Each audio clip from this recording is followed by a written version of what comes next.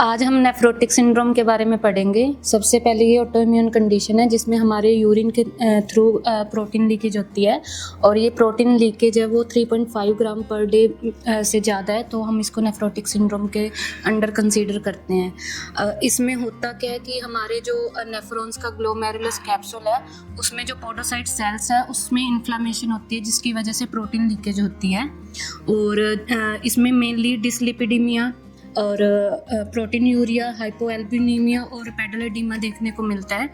और जब एल्ब्यूमिन कम होता है या प्रोटीन लीकेज हो रही है तो हमारा बॉडी है उसको कंपनसेट करने के लिए लीवर को एक्टिव करती है, तो वो प्रोटीन प्रोड्यूस करते हैं। बट प्रोटीन के साथ साथ वो कोलेस्ट्रॉल को भी बनाने लग जाता है जिसकी वजह से कोलेस्ट्रॉल के लेवल है वो हाई हो जाते हैं। अब एल्ब्यूमिन कम है तो उसकी वजह से हमारे प्लाज्मा का ऑन्कोटिक प्रेशर है वो कम हो जाता है, जिसकी वजह से हमारे इंटरस्टिशियल सेल्स स्पेस से वाटर और इलेक्ट्रोलाइट्स है वो लीक होने लग जाते हैं, जिसकी वजह से वीनस ब्लड फ्लो है वो कम हो जाता है। हार्ट तक कम जाएगा तो बाकी पार्ट्स तक भी कम जाता है, तो हमारा किडनी की रेनिन सिक्रेट करती है उसको कंपनसेट करने के लिए, तो वो और ज़्यादा एब्जॉर्प्शन करती है पानी की और सोडियम की, जिसकी वजह से वो और ज़्यादा एडिमा करती है। और जब ऑन्कोटिक प्रेशर कम होता है और इंटरस्टिशियल स्पेस में वाटर और इलेक्ट्रोलाइट्स जाते हैं उसकी वजह से पेडल एडिमा हमें देखने को मिलता है। इसमें अगर हम सिम्टम्स की बात करें तो सिम्टम्स में हमें एडिमा तो देखने को मिलता है, पेरिऑर्बिटल एडिमा देखने को मिलता है, और बहुत ज़्यादा सीवियर कंडीशन में स्क्रोटल स्वेलिंग भी मिलती है। डाइजेशन तो हैम्पर होगा ही होगा पेशेंट का, ब्लोटिंग, गैस, एसिडिटी, ये चीज़ें, फ्रोथी यूरिन देखने को मिलता है, और ये चीज़ें देखते हैं। और इसमें अगर कॉजेज़ की बात करें तो कोई मेडिकेशन चल रही है या कोई मिनिमल चेंज डिजीज़ है उसकी वजह से, जो मेनली बच्चों में देखने को मिलता है इसकी वजह से मिलता है। और अमाइलोडोसिस, एसएलई और फोकल सेगमेंटल ग्लोमेरुलोस्क्लेरोसिस भी इसके कॉजेज़ में आते हैं। और इसमें अगर टेस्ट की बात करें तो यूजुअली जो घर पे करते हैं पेशेंट्स वो डिपस्टिक टेस्ट करते हैं। इसके अलावा हम यूरिन एनालिसिस करवा सकते हैं और बायोप्सी वगैरह भी करवाते हैं पेशेंट्स की। मोस्टली यूरिन एनालिसिस से भी पता लग जाता है। अगर हम सीबीसी वगैरह कराते हैं तो उसमें हम कोलेस्ट्रॉल लेवल या एलएफटी वगैरह चेक कर सकते हैं, तो ये चेक करने के लिए होता है। और अगर ट्रीटमेंट में देखें तो मॉडर्न में वो डायूरेटिक्स भी देते हैं, लेसिक्स वगैरह देते हैं ताकि जो स्वेलिंग कम करने के लिए, और उसके अलावा उनको कॉर्टिकोस्टेरॉइड्स भी देते हैं, या कोई बीपी का पेशेंट है तो वो मेडिकेशन है, या डायबिटीज़ का तो उसके अकॉर्डिंग वो देते हैं। अगर हम बेसिकली नेफ्रोटिक सिंड्रोम में किड्स में देखने को मिलता है। It is very rare in adults until and unless there is a patent cause की एसएलई है या एफजीएस है या अमाइलोडोसिस वगैरह कुछ भी नहीं रिलेटेड अंटिल उसके अलावा नहीं देखा जाता है। It is very rare. Kids में जब देखा जाता है तो main cause is minimal change disease जो किडनी का होता है, और जहाँ पे आपको प्रोटीन लीकेज हो रहा है, the first thing that they observe is the periorbital oedema और फ्रोथी यूरिन। अब यूरिन जब पास करते हैं बस तो कैसे ट्रेल बनाता है यूरिन, तो वाइटिश ट्रेल निकलती है। That is the thing we complain of. Patient जो भी आते हैं तो उसकी पेरेंट्स से ये कंप्लेन करते हैं। And diagnosis would be urine analysis.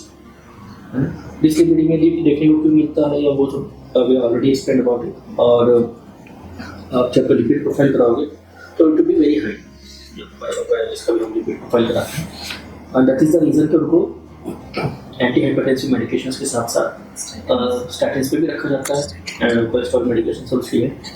And most of the first line of treatment is basically steroids. Steroids हो गया, फिर डायबिटिक्स वेराइटीज ऑफ जो भी क्लास ऑफ डायबिटिक्स देना वो देता है।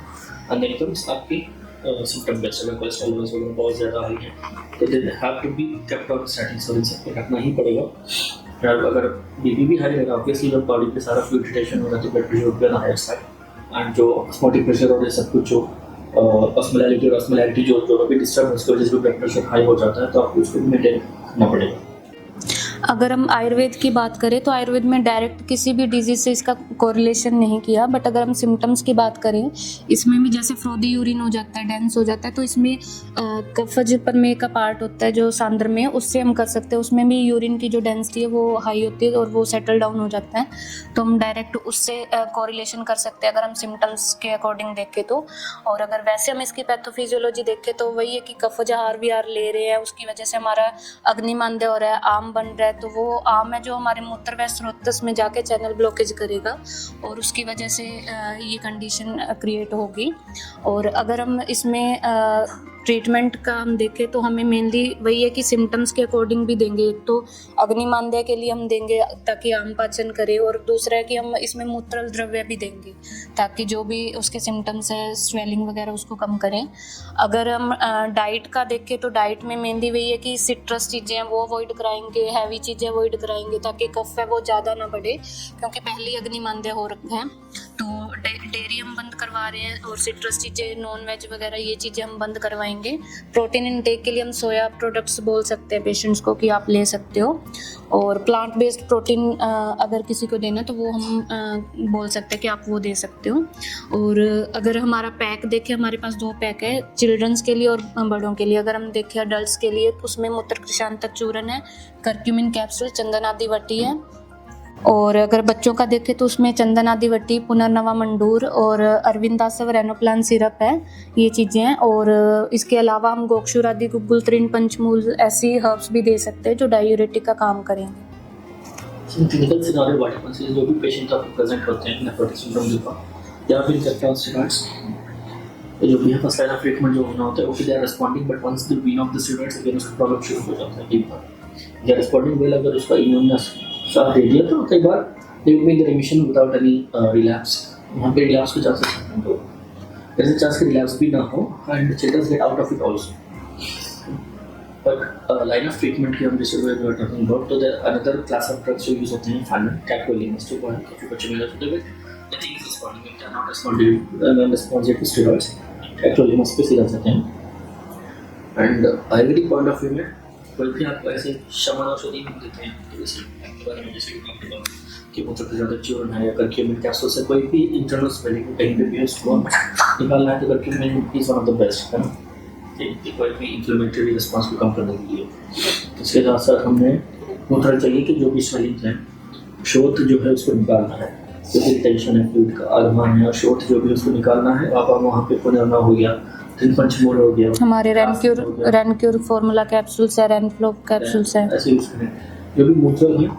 और उसको वो वाले द्रव्य हम यूज करेंगे है ना, जिसको और उसके साथ साथ वो वही कॉम्बिनेशन हम बनाएंगे जो आम पाचन भी करे, उन्हीं में से you will not be giving something different. क्या ऐसा कुछ है तो हम बोलेंगे something to come person so stomach disturbances, upset stomach की symptom common symptom and point देना पेशेंट की अपडेट डालेंगे कि इसको फिर से पेट में दर्द होने लग गया है, हैविंग गैस ब्लोटिंग या कुछ ऐसा vomiting noise, is a very common complaint again. And सबसे important thing that you have to notice is periorbital edema, epidural edema, and वो सीरियस तक माना जाता है, there is total swelling, sometimes it degenerates at this, and sir का भी हो सकता है। इसमें एक नेफ्रोटिक सिंड्रोम होता है, एक नेफ्राइटिक सिंड्रोम होता है। अगर नेफ्रोटिक सिंड्रोम की बात करें तो इसमें जैसे हमने पढ़ा पोडोसाइट्स में इन्फ्लेमेशन होती है ग्लोमेरुलस के। जो नेफ्राइटिक सिंड्रोम है उसमें ब्लड कैपिलरीज होती है, उसमें इन्फ्लेमेशन होती है, जिसकी वजह से नेफ्राइटिक सिंड्रोम में यूरिन में ब्लड आने लग जाता है। वैसे हम नेफ्रोटिक सिंड्रोम में ब्लड नहीं आता, उसमें सिर्फ प्रोटीन होता है। और अगर कंपैरिजन की बात करें तो नेफ्राइटिक सिंड्रोम में कोलेस्ट्रॉल हाई नहीं होता, जबकि हमने देखा कि नेफ्रोटिक सिंड्रोम में हाई होता है।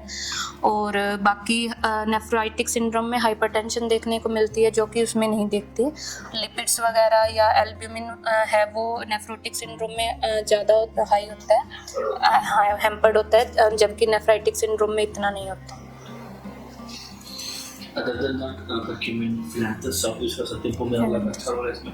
Casting again as a control managing जो फिर